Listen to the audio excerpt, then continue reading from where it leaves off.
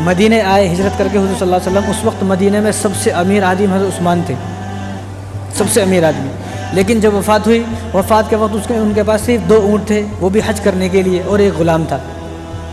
2 اونٹ، ایک غلام، وہ بھی حج کرنے کے لیے انہوں نے 2 اونٹ رکھے ہوئے تھے، ایک کے اوپر سامان اور ایک کے اوپر جو ہے آپ بیٹھ جاتے تھے، ورنہ ایک کے اوپر غلام، وہ بھی حج کرنے کے لیے، کیونکہ آپ ہر سال حج کرتے تھے۔ اس سال حج نہیں کر سکے کیونکہ دشمنوں نے گھیرا کیا ہوا تھا، وہ میں ابھی آگے چل کے بتاتا ہوں۔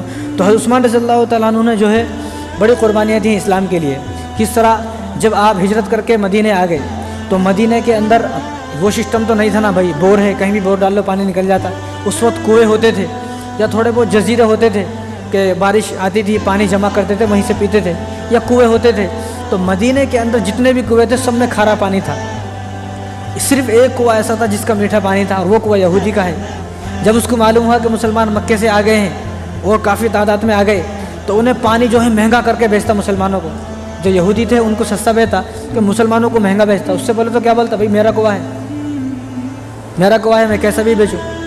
اور اس کنویں کے بہانے سے اس نے ایک باغ لگایا ہوا تھا۔ اب اس کنویں میں میٹھا پانی تھا، تو میٹھے پانی کی وجہ سے اس کا جو باغ تھا اس میں کھجوریں بھی بڑی اچھی آتی تھی، دوسری جگہ اتنی کھجوریں نہیں آتی تھی۔ اب نبی کریم صلی اللہ علیہ وسلم پریشان رہنے لگے کہ بھئی یہ کیا ہے، ایک ہی کنواں ہے، میٹھا ہے اس کا پانی، لیکن پانی نے مہنگا دیتا، کیا کرنا؟ تو حضور صلی اللہ علیہ وسلم نے فرمایا کہ میں اس شخص سے جنت کا وعدہ کرتا ہوں، میں اس شخص کی جنت کی ضمانت دیتا ہوں جو آدمی اس کنویں کو خریدے گا۔ عثمان رضی اللہ عنہ بیٹھے ہوئے تھے، چپ کے چلے گئے پیچھے سے، بیچ میں سے اٹھ کے۔ تو یہودی سے کہا بھائی کنواں بیچ دو۔ کہا کہ میں کنواں نہیں بیچوں گا۔ نہیں، کنواں بیچ دو۔ کنویں کی قیمت تھی 1000 درہم۔ اب اس نے کہا کہ میں کنواں بیچوں گا نہیں۔ تو آپ نے کہا کہ آپ منہ مانگی، آپ انعام بولیں کتنا اس کا دام ہے، منہ مانگا انعام بولیں میں دام دوں گا۔ تو اب اس کو جو ہے اس کے ذہن میں تو کچھ اور تھا نا، اس نے کہا کہ ایسا نہیں، ایسا کریں گے، ایک دن آپ کا ایک دن میرا، کنواں ایک دن آپ کا ایک دن میرا، اور کنویں کو بیچوں گا 12000 درہم میں، 12000 درہم بھی لوں گا، اور کنواں ایک دن آپ کا ہے ایک دن میرا ہے۔ کہا کہ ٹھیک ہے۔ تو حضور سے آ کے بتا دیا حضور میں نے کنواں خرید لیا ہے۔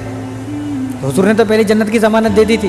تو حضور نے فرمایا کہ میرے عثمان نے کنواں خرید لیا ہے، اب جس دن عثمان کی باری ہوگی اس دن تمام صحابہ فری میں پانی لیں۔ اب اس نے تو یہ سوچا تھا کہ عثمان رضی اللہ عنہ 2 روپے کے دیں گے تو میں 1 روپے کا دوں گا، جس دن میں 1 روپے کا دوں گا تو میری زیادہ آمد ہوگی، تو میں زیادہ پیسے کما لوں گا۔ لیکن اس کو کیا معلوم تھا ایسا ہوگا۔ تو جس دن عثمان رضی اللہ عنہ کی باری تھی اس دن فری پانی، اب لوگ آ رہے ہیں فری پانی لے کے جا رہے ہیں، لوگ آ رہے ہیں فری پانی لے کے جا رہے ہیں۔ جب دوسرے دن اس کی باری آتی کوئی بھی نہیں آتا، اب اس کا تو جو ہے دھندا چوپٹ ہو گیا، انہوں تو بھٹے ہو گیا، اس کا تو پریشان ہو گیا۔ تو انہیں آیا خود عثمان کے پاس، حضرت عثمان کے پاس آیا کہ آپ ایسا کرو پورا ہی کنواں لے لو، میرا تو جو ہے دیوالا نکل گیا ہے۔ تو حضرت عثمان رضی اللہ عنہ نے فرمایا کہ میں کنواں تو لوں گا، لیکن میری ایک شرط ہے، کیا کہ جو کنویں کے بہانے سے جو تو نے باغ لگا ہوا ہے تو یہ باغ میں مجھے دے تو میں کنواں لوں گا۔ اب مرتا کیا کرتا، اس کو دینا پڑا۔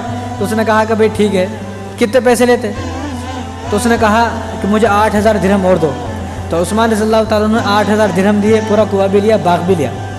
تو اس نے پوچھا کہ میرے بات یہ سمجھ میں نہیں آئی، اس کنویں کی قیمت تو 1000 روپے درہم ہے نا، تو نے اس کو 20000 درہم میں خریدا ہے، 1000 کی قیمت کو 20000، یہ کیا ماجرا ہے؟